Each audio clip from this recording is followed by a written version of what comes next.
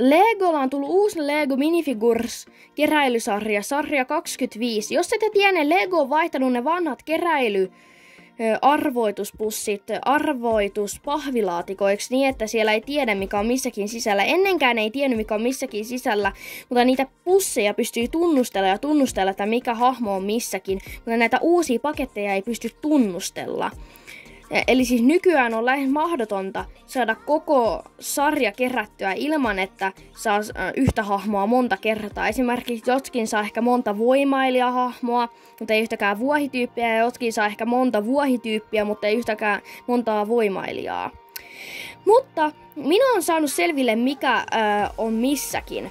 Kattokaa, tässä paketin pohjassa on tämmönen QR-koodi, joka on jokaisessa paketissa erilainen. Jokaisella ukkelilla on oma QR-koodi. Ja on tämmönen appi nimeltään Brickshirts. Ja jos sen appin lataa ja kun avaa sen appin, niin tuolla alla on tommonen sininen nappi, jossa on kameran kuva. Se on Scan and Barcode-lukija. Mutta sillä voi skannata ton QR-koodin ja se appi kertoo, mikä hahmo on sitten siellä paketin sisällä. Ja se toimii.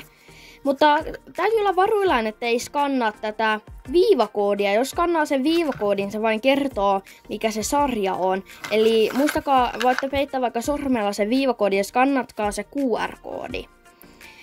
Ja tää sanoo, että täällä on toi eläintenhoitaja sisällä. Katsotaan, oliko se oikeassa. Onko täällä sisällä eläintenhoitaja? Oli eläintenhoitaja sisällä. Ja tää appi toimii oikeesti. Mä oon testannut ja mä oon saanut kerättyä koko sarjan sillä appilla. Se oikeesti toimii.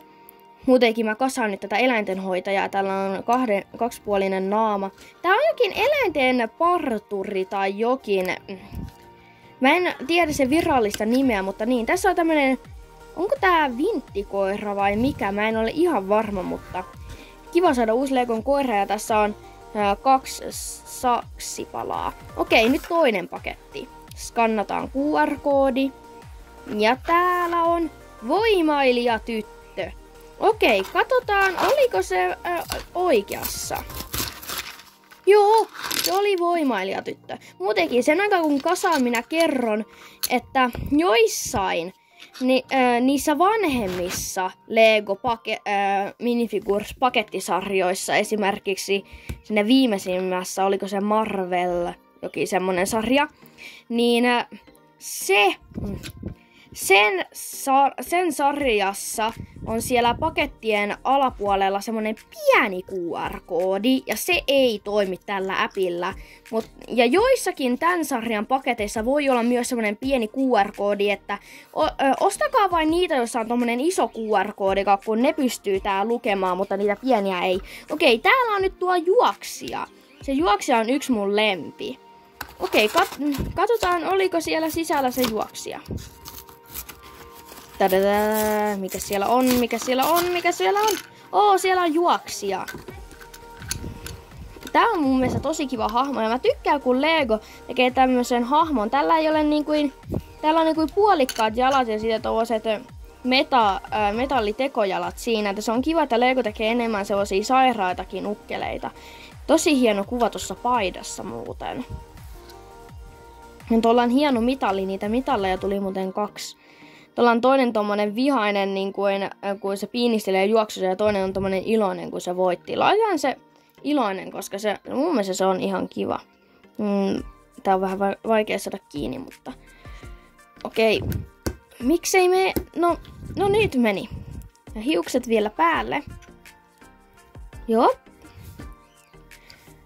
Ja tällä on muuten tommonen ykkösjalusta. Se voi laittaa siihen päälle, koska se on ykkösjuoksija. Ja sitten sille tuli tämmönen toinen mitallivaraosa. Ne on hyviä osia nuo mitallit. Okei, seuraavana kasataan tämä pelailija. Mä en nyt kaikkia aio tässä videolla skannata. Kyllä tämänkin pystyy skannata, mutta minä en nyt aio kaikkia, kun se vie vähän aikaa. Mä oon vähän tätä kasausta hitusen nopeuttanut, katsos kun siinä kestää muuten vähän pidempi video tulis. Okei, tossa on kiva, sillä on hieno pokaali ja tommonen pelikonsoli tai niin. Seuraavaksi yksi mun lempi, tämmönen junapoika. Sillä on kivat siniset housut ja tämmönen hieno juna-asu. Sen juna-asuun ainakin osa niistä renkaista pyörii, että se voi olla ihan itsessäänkin siinä. Mutta tuolla on kiva tommonen silmälappu tuossa sen toisen silmän alla, tuossa silmälasien alla.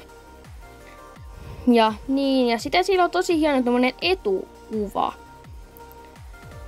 Joo, ja sitten tommonen savupala vielä. Ja tommonen hattu päähän. Okei, seuraavaksi tämmöinen Dino Triceratopsiin pukeutunut tämmönen tyyppi. Tää on muuten tosi kiva.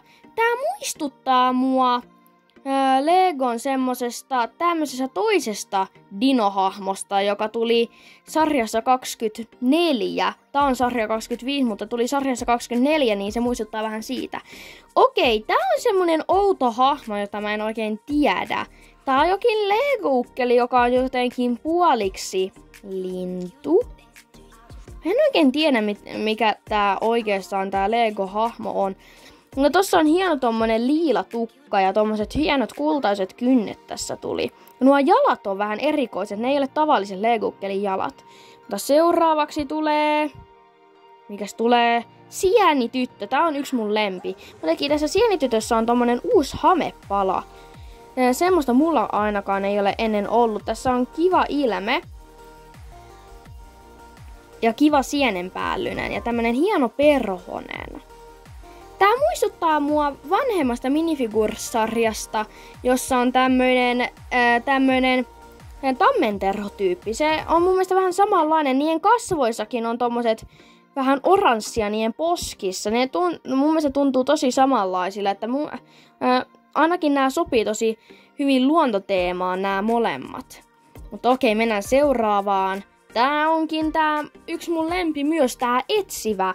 Tää on mustavalko etsivä. Tää on niinku mustavalko elokuvasta. Jotenkin tuo vähän vaikea laittaa tuo liina tohon. Tää ainoastaan sillä on tuommoinen punainen kala. Sen takia katsos, kun se on johtolanka, niin sen täytyy olla punainen. Okei. Mä se kiinni. Mä en ole varma, pitikö noita kaloja tulla toinen varaosa. Mutta mulla ei ainakaan tullut. Mä vähän luulen, että olisi pitänyt, mutta tuo suurennuslasi oikeasti suurentaa. Okei. Lähdetään mustavalkoelokuvasta ihan värielokuvan puolelle seuraavaksi. Ja seuraavaksi on... Mikäs onkaan? Tämmönen... Onko tää vampyyriritari? Jep, taitaa olla. Tai ainakin jonkinlainen ritari. Ja tässä on tosi monta palaa. Tossa on muuten tosi hieno viitta. Tossa on hyvä kuva ja tuolla toisella puolella lukee Lego. Ja sitten pää kiinni. Ja sitten tuo kypärä. Tuo on hieno tuo kypärä. Sitten tossa on hieno tämmönen hakku tai mikä onkaan. Mä en muuten näytä näiden kaikkien nukkeleiden varaosia. Tälläkin oli vähän varaosia, mutta mä en nyt näytä niitä. Ja täällä on ihan hieno kilpi. Siinä on aika hieno, samanlainen hieno kuva kuin tuossa viitossa tai mikä nyt onkaan. Okei, tuo on vähän vaikea saada tuon. Joo, sain nyt kiinni. Mutta hyvin tehty hahmo. Tää ei ole kyllä mun lempi, mutta niin. Mutta se on vain oma mielipiteeni. Seuraavaksi tulee tämmönen taistelija. En tiedä mikä tää on, tämmönen naistaistelija. Mä laitan ton vihasen ilmeen, kun se on taistelija. En ole varma. Muutenkin tuossa miekassa toinen paikka, johon voi laittaa nastalla jotain kiinni. Onkin pikku nastan tai jokin jutun. Mä en tiedä oikein, onko tää gladiaattori? En ole varma. Okei, mikä seuraavaksi tulee? Seuraavaksi tulee mun lempihahmo. Koko sarjan lempihahmo. Tää vuohen kasvattaja, tää jokin keskiaikainen vuohen kasvattaja tai vuohenpitäjä. Tällä on tosi hieno paita. Siinä on niin kuin vuohen turkkia ja sitten sillä on tommonen reppukin. Vanha klassinen Lego reppu. Ja sitten sinne meni vuohenjuusto ja sillä on kiva ilmekin. Sitten sillä on vielä tommonen keppi. Ja kattokaa tätä Lego-vuohta. Lego tekee tosi harvoin Lego-vuohia. Tää on tosi kiva. Ja koska tää hahmo on niin kiva, niin minä ostin tarkoituksella 3 tämmöstä. Tää hahmo on niin kiva. Tää ei ollut vahinko, että ostin 3. Mä tahdoin ostaa 3 sen takia, että mä saan paljon vuohia. Nämä vuohet on niin ihania. Mä en tiedä kuinka paljon tykkään. Mulla on jo ollut valmiiksi Lego lampaita, niin on kiva nyt saada Lego vuohia. Ja mä ostin muuten tätä voimailijaakin 2, koska tuo voimapallo, joka niillä on, niin, se on niin kiva pala. Muutenkin, mä sain kerättyä koko tämän sarjan sillä appin avulla. Minä kehotan teitä lataamaan myös sen appin, koska se on tosi hyvä. Okei, moi!